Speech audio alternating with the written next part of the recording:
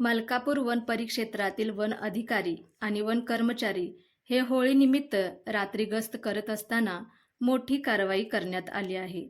मलकापूर येथील मौजे पेरीड तालुका शाहूवाडी परिसरातील आंबेतळे शेत येथे अनुसूची क्रमांक 2 भाग अ मधील संरक्षित वन्य प्राणी रानडुक्कर याची अवैध शिकार केल्याची घटना उघडकीस आली आहे.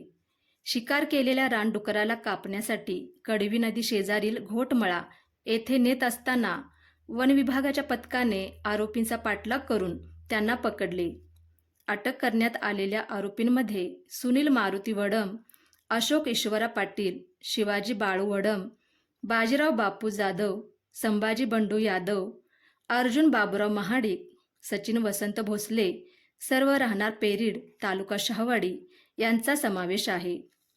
यावेळी रानडुकराचे धड व शरीर, पारळी 3, विळा 1, लहान सत्तूर 1, प्लास्टिक बादल्या 3, प्लास्टिक टप 2, मोबाईल संच 2, 2 मोटारसायकल यासह मुद्देमाल जप्त करण्यात आला आहे.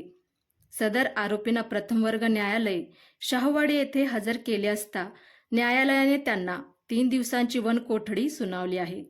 पुढील तपास उपवनसंरक्षक धैर्यशील पाटील व सहाय्यक वनसंरक्षक विलास काळे यांच्या मार्गदर्शनाखाली वन परिक्षेत्र अधिकारी उज्ज्वला मगदूम व त्यांच्या पथकाकडून सुरू आहे.